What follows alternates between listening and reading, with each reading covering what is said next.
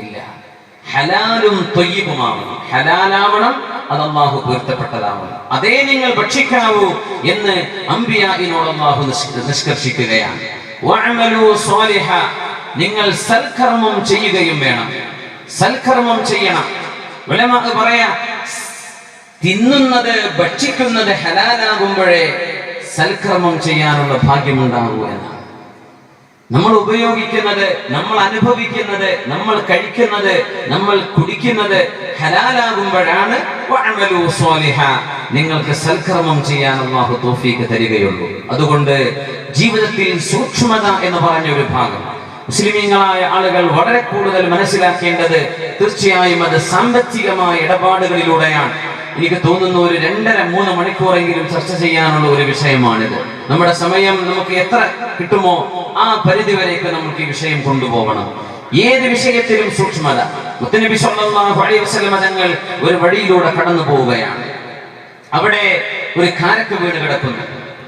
കാരക്ക അറബ് ലോകത്ത് സ്വാഭാവികമായും സുലഭമായും കിട്ടുന്ന ഒരു സാധനമാണല്ലോ. മഹാനായ മുത്തനബി തങ്ങൾ ആ കാരക്ക എടുക്കാതെ അതിലേക്ക് നോക്കിക്കൊണ്ടൊരു വാക്ക് പറഞ്ഞു. സ്വഹീഹുൽ ബുഖാരിയിൽ കാണാം ഈ ഹദീസ്. ലൗലാ അന്നി അഖാഫു അൻ തകൂന മിനസ് സദഖ ലഅകൽതുഹാ. ഒരു ഭക്ഷണം വഴിയിൽ വീണ് കിടക്കുമ്പോ അത് തിന്നുകയോ ഉപയോഗിക്കുകയോ ചെയ്യണം. പക്ഷേ ഈ വീണുപോയിരിക്കുന്ന കാരക്ക സകാത്ത് കൊണ്ടുവന്ന കാരക്കയുടെ ഏതെങ്കിലും ഒന്നിൽ നിന്ന് വീണുപോയതായിരിക്കുമോ എന്ന പേടിയില്ലായിരുന്നുവെങ്കിൽ എനിക്ക് സകാത്ത് കഴിക്കാൻ പാടില്ലല്ലോ. ഒത്തിരി ഞങ്ങൾക്ക് മഹ്‌ൽ ബൈത്തിനും സകാത്ത് പാടില്ലല്ലോ. ഇത് സകാത്തിന്റെ സ്വതക്ക എന്ന് പറഞ്ഞത് ഇവിടെ സകാത്ത് എന്ന അർത്ഥത്തിലാണ്.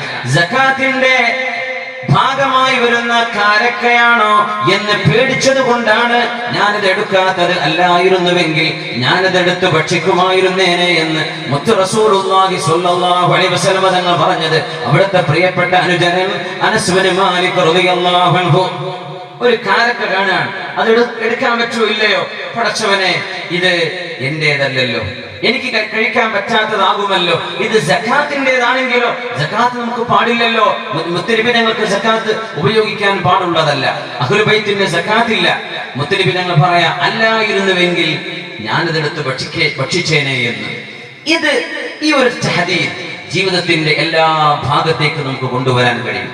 ഏതൊരു വിഷയവും റസൂലുള്ളാഹി സ്വല്ലല്ലാഹു അലൈഹി വസല്ലം തങ്ങൾ സഫിയ്യ റളിയല്ലാഹു അൻഹയുടെ കൂടെ മസ്ജിദുൻ നബവിയിൽ നിന്ന് നടന്നു പോകുന്നു.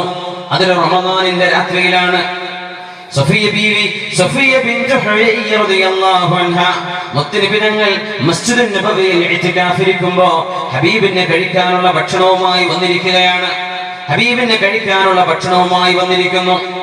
മുത്തനബി തങ്ങൾ സഫിയ ബീവിയുടെ വീട് കുറച്ച് ദൂരെയാണല്ലോ എന്ന് കരുതി സഫിയ ബീവിയെ ആ രാത്രി സമയം ഇശാഇന്റെ ശേഷം എങ്ങനെയാണ് ഒറ്റക്ക് പറഞ്ഞേക്കുക? സഫിയ ബീവി റളിയല്ലാഹു അൻഹയുടെ കൂടെ നടന്നുപോയി ഹബീബ് സ്വല്ലല്ലാഹു അലൈഹി വസല്ലം.